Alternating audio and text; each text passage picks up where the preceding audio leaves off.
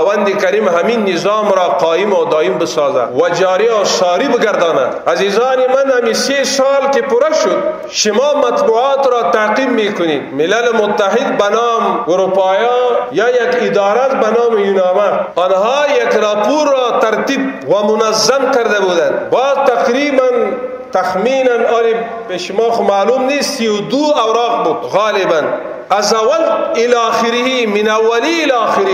امی وزارت امر بالمعروف را تقبیح کردن و جرح غیر حقیقی و غیر اصولی و بی اساس جرح کردن. تمام 30 سال راپورت میچرخه به می وزارت امر بالمعروف و محتسبین و رؤسا میچرخه، میگن ایمی تلف حقوق بشر است. چی؟ که سر خانم ها اینا میگن که شما چادر را دم سر بمانید، مستور باشین و محجوب باشین. اینمی محجوب و مستور ساختن را اینا میگن که این ضد بشر حقوق است. خدا نخواسته کسایی که روی لوچ و سرلوچ و لوس گشت گذر میکنند این آنها را میگن ایرا آزادی میگن.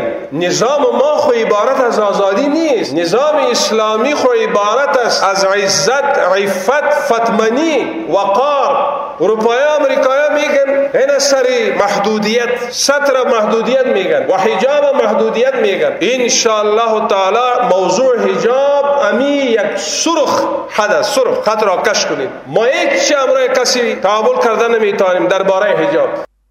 مونږ د اسلام د دین عسکری په قرآن بغټو دلار کې ستونزې بغالو د خدای فرمان بغټو. مونږ د